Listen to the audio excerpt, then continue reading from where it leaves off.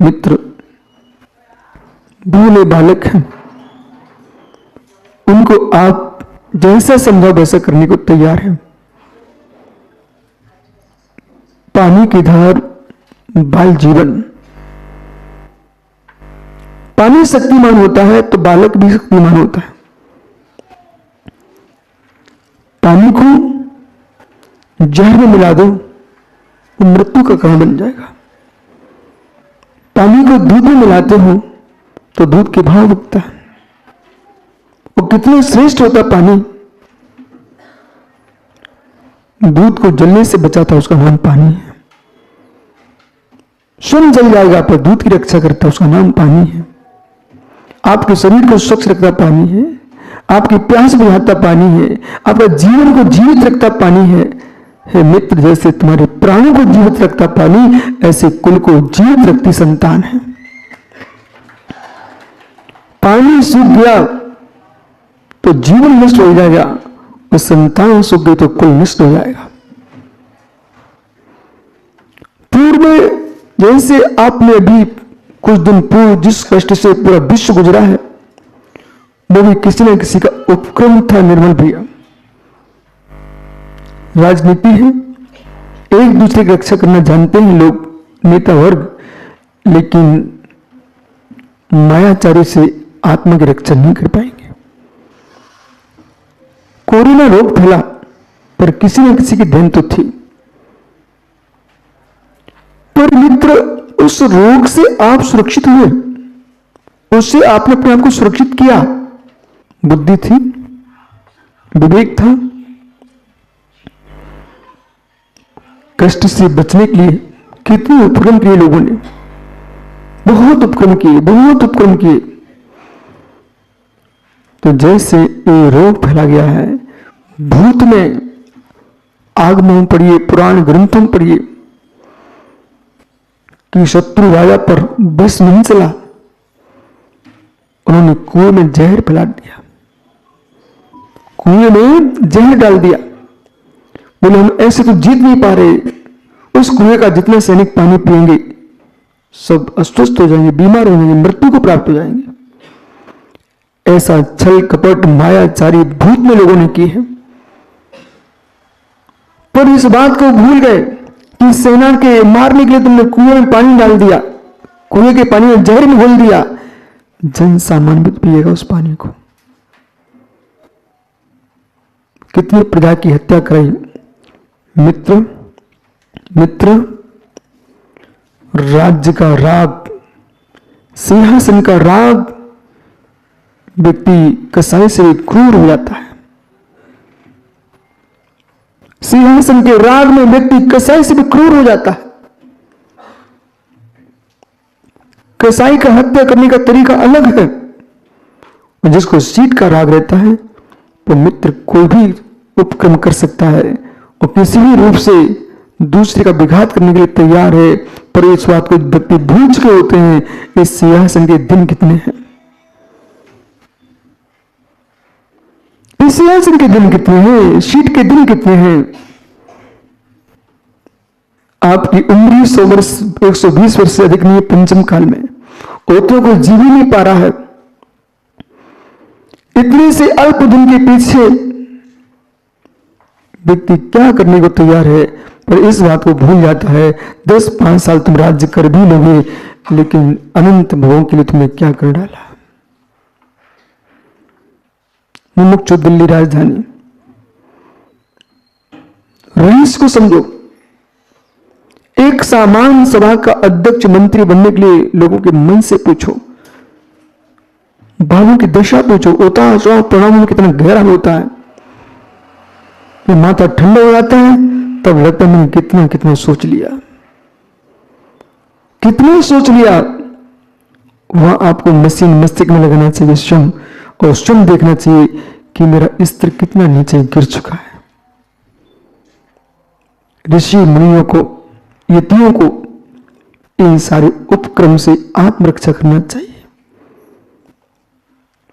जिस नगर में चुनाव का समय आए उस नगर से बिहार कर देना चाहिए, और बिहार न कर सको तो तत्काल से अंतर से बिहार कर लेना चाहिए। अन्य पक्ष के लोग आएंगे, सबको यूं हाथ करना, बस इतनी बहुत है, सबको करना। किस लिए आशीर्वाद? आप मंगलमय अहिंसा धर्म की प्रभाव न करें, इसके लिए आशीर्वाद। देश समाज राष्ट्र का हित करें, इसके लिए आशीर्वाद। कौन जीतेगा कौन हारेगा ये तुम्हारा भाग्य बताएगा, लेकिन हार हो चाहे जीत हो, पर परिणामों को मत हराओ, हिंसा के परिणाम मत करो। मुक्त विदिशा समाज का भी चुनाव होता ना तो लोग दशा देखेंगे आपने। दो भाई खड़े हो जाए ना, भाई को भाई नहीं दिखता। दिनेश्वर जी, भाई को भाई नहीं दिखता, मित्र नहीं दिखता। उस संपत्ति से, अधिकार से क्या प्रयोजन जिसने अपनी मां के बेटों के प्रति अशुभ भाव खड़े करा दिए हो। जितने युवा, जितने ज्ञानी सुन रहे हैं, बेटा सुन रहे हैं, घर में यदि मन में विकल्प आए कि मुझे संपत्ति अधिक मिलना चाहिए, दूसरे क्षण अपने मस्तिष्क से कहना है, मस्तिष्क तू ठीक हो जा।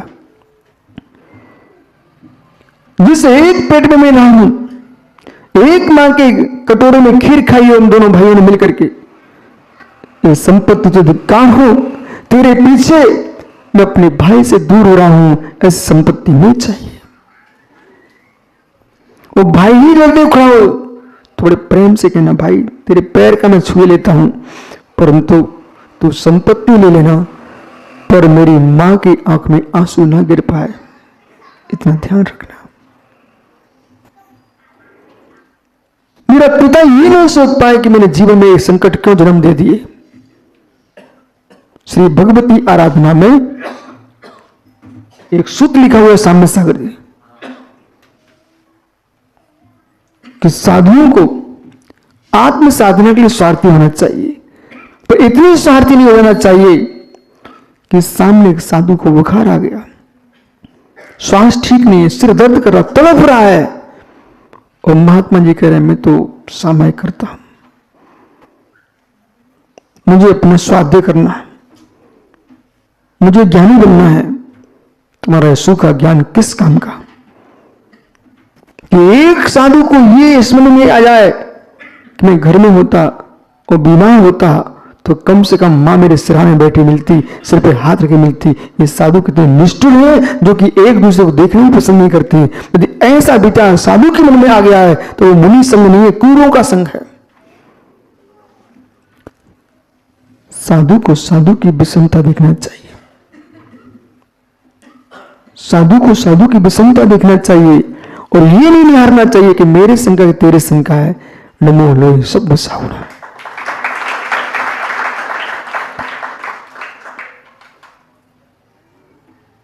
क्या मित्र जिनेश्वर जी, उस गाय के बैल जैसे भी नहीं आप लोग।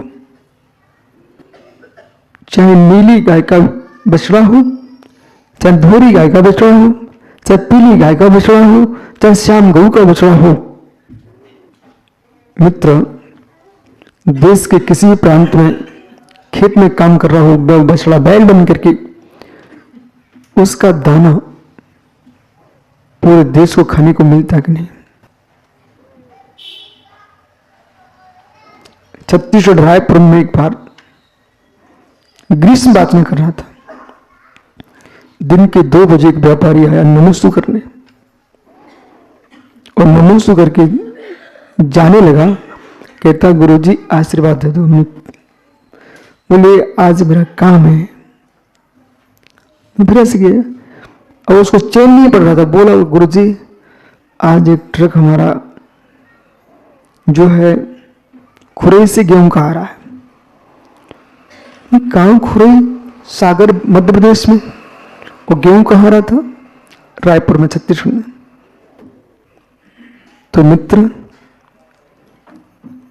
आपके देश के प्रधानमंत्री कह रहे थे कि मैं छोटा था तो कोल्हापुर का गुड़ खाता था। समझ रहे ना? बोले छोटा था तो कोल्हापुर का गुड़ खाता था। और मित्र, मैं कर्नाटक गया एक बार, 2006 से निकल रहा था, गोमटेस के अभिषेक के बाद। एक नगर में एक पंडित जी मिले हमको, बोले महाराज जी, हमारे यहाँ भिंड ग्वालियर से ज्वारी आती है और बाजरा आता है। किसान कहाँ का है? कोल्हापुर का। किसान कहाँ का? भिंड ग्वालियर का। किसान कहाँ का है? गोंदिया का। चावल कहाँ जा रहा है? पूरे देश में। मित्र, तो कौन से देश का किसान कष्ट में होना चाहिए? कौन से प्रांत का किसान कष्ट में होना चाहिए? कष्ट में होना चाहिए। कहीं का किसान कष्ट में नहीं होना चाहिए। उगे कहीं भी धान, पर तुम्हारी थाली में आके आ जाता है। जब मित्र एक गाय का बैल किसी प्रांत में जन्मा हो, बछड़ा बैल बन के सबका काम में आ जाता है। ऐसे मित्र, जब बैल की सेवा करने के लिए शास्त्र कह रहे हैं, बोले क्यों? वो तुम्हारे काम में आ रहा है। जो पशु तुम्हारे अधिकृत हैं, उनका समय पर भोजन पानी होना चाहिए। यदि पालक समय पर भोजन पानी नहीं देता है, उसके अहिंसा व्रत में दोष लगता है। और वो आंसर जैन आगम में साधना की पद्धति तो देखिए, इसको मोक्ष मार्ग कहा है? कभी महाराज साहब सोचा आपने ये मोक्ष मार्ग है? कौन मोक्ष मार्ग है? जो तुम्हारे अधीनस्थ पशु पक्षी हैं, इनको समय पर भोजन पानी देना चाहिए, मोक्ष मार्ग है। बोले आप कह रहे मोक्ष मार्ग? हाँ, मैं ही कह रहा हूं, मैं नहीं कह रहा हूं, तीर्थंकर भगवान कह रहे हैं। बोले कैसे? अहिंसा व्रत के 5 अत्याचार पढ़ लीजिए। जिसने अणुव्रतों को धारण किया है, वो अणुव्रतों को धारण करने वाला देशव्रती, एक देश मोक्ष मार्गी।